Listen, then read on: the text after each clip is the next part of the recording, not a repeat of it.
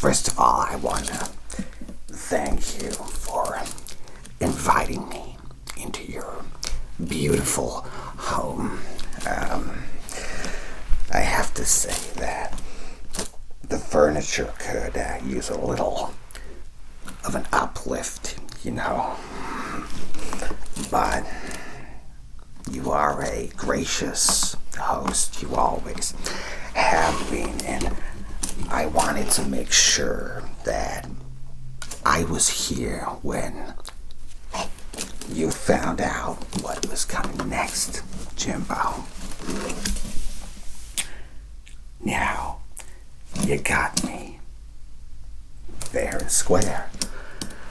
Well, there was nothing I could do, but I just want to say that the reason that I'm here right now is because I wanted to tell you personally what's going to happen when I get out. Because, Jimbo, I will get out of here. Now, I wanted to make things a little fun.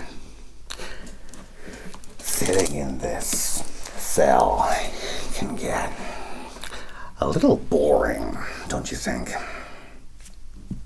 That's why I thought we could pass the time by sharing jokes that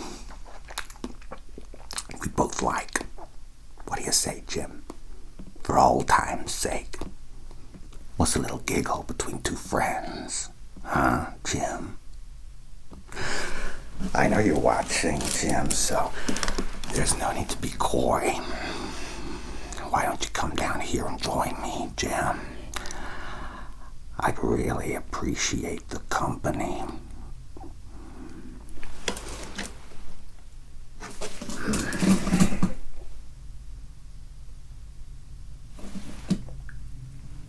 Okay, well,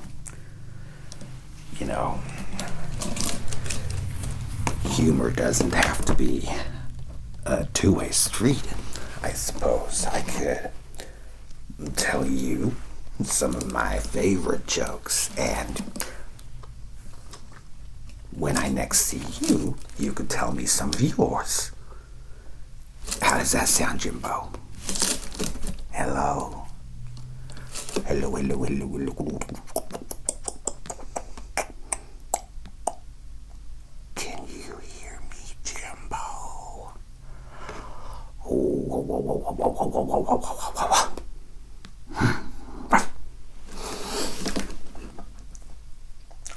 I'll start. This one's an easy one for you, Jim. What's red and bad for your teeth? You got any ideas? A brick in the face.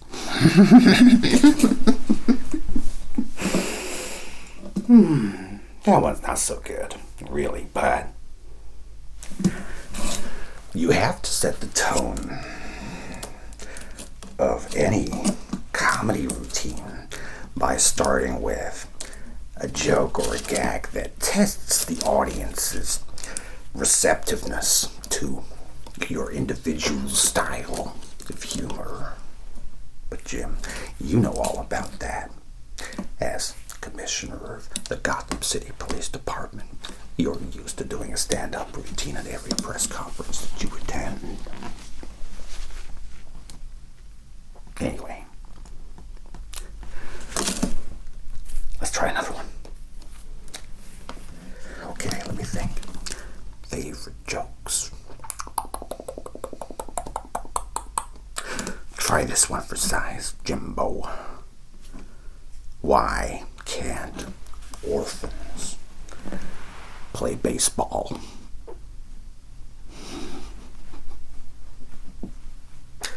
They don't know where home is.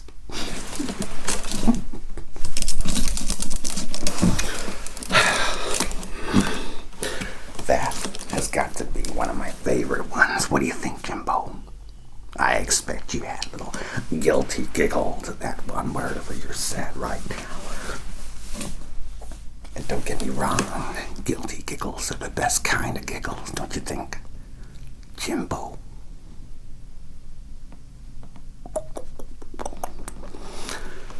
Okay. You ain't biting at all, are you, Jimbo? Well, I can go on all night just for you. A special show for a special guy. Alright, so I was walking home from my home town. I don't know, New York. So I was walking around in New York, and I see this beautiful homeless woman. Like this hobo is beautiful, Jim, you wouldn't believe. And so, being single and being a handsome guy, I asked if I could take her home.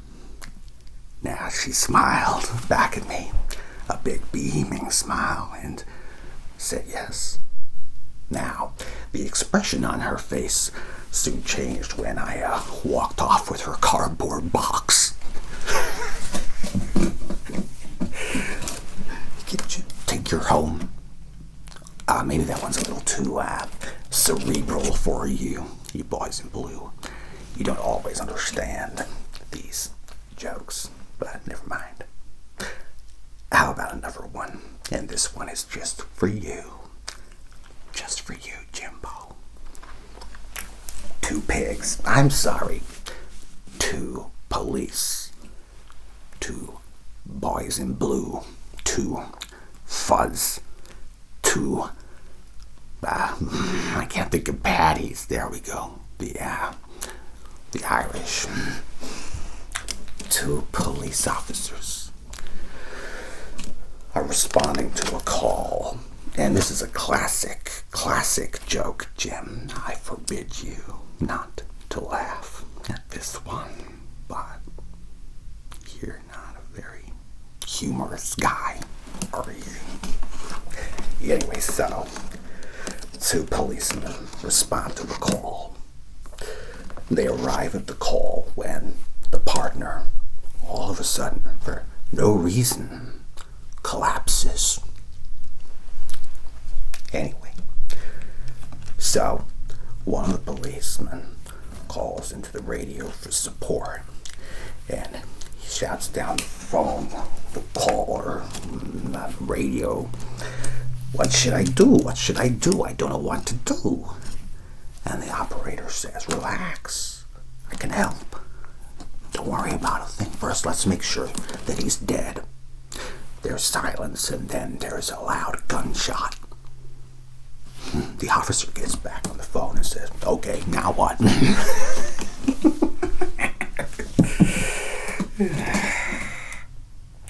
Jim, I remember when you used to be fun.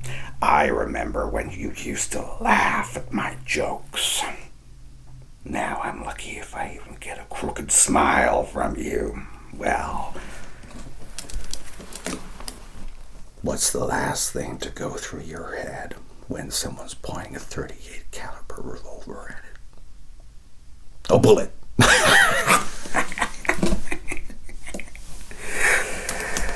Okay, seriously,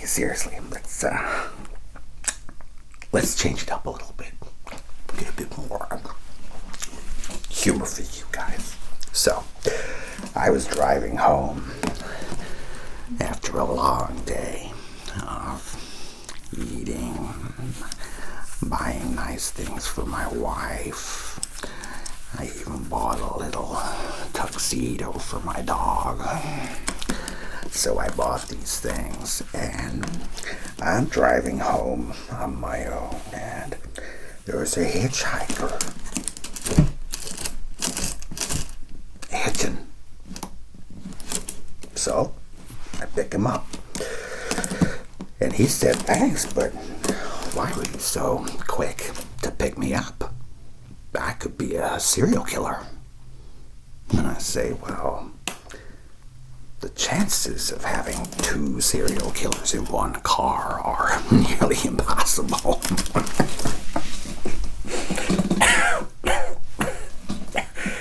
Well, Jim, what's a clown got to do to get a glass of water around here? And these handcuffs are super tight, Jim. I can't. I wish I could just take them off. Clown, not a magician. All right, just a couple more, just for you, Jim.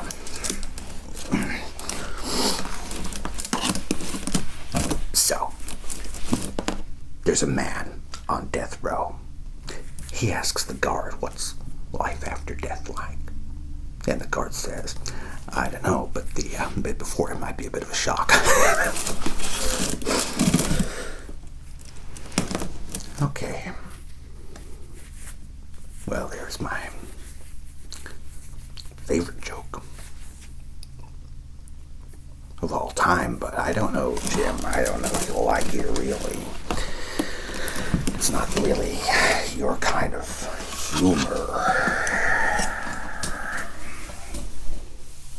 But I suppose, since you're my friend, we can give it a go.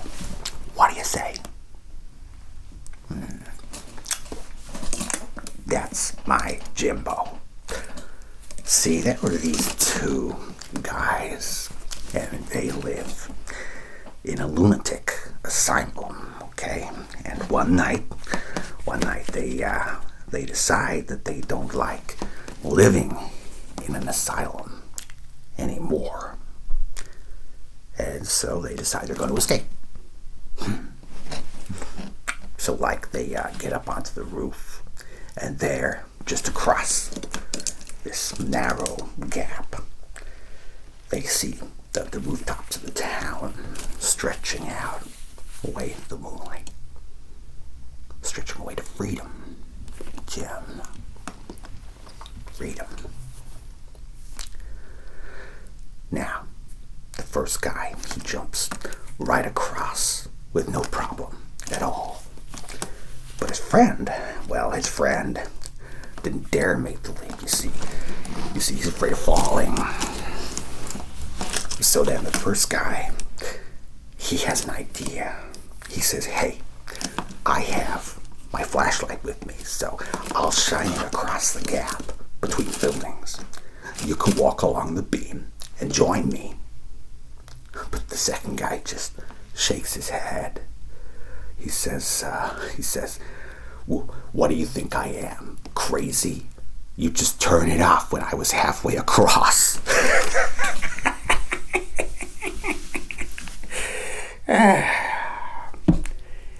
It's my favorite joke of all time, Jim. My favorite joke. But Jimmeroo, I'm getting tired of being in here. I'm feeling a little cooped up. You know what I'm saying?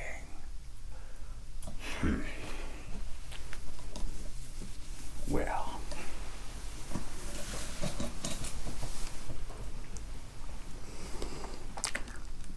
how about one more joke, Jimbo? What do you say?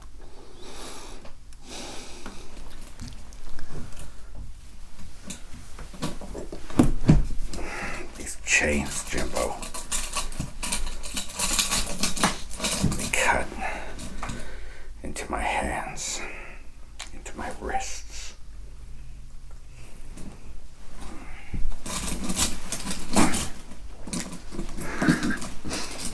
See, Jimbo, and this is gonna hurt me more than it's gonna hurt you.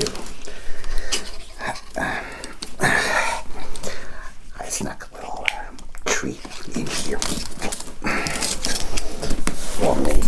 Now, Jimbo, why did the one-handed man cross the road?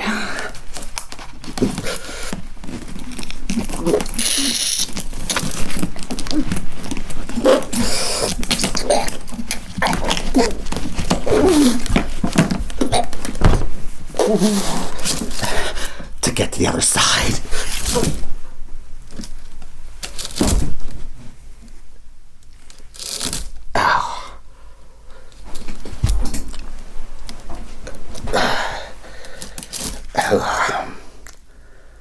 Well, let's all have a big hand for me, huh?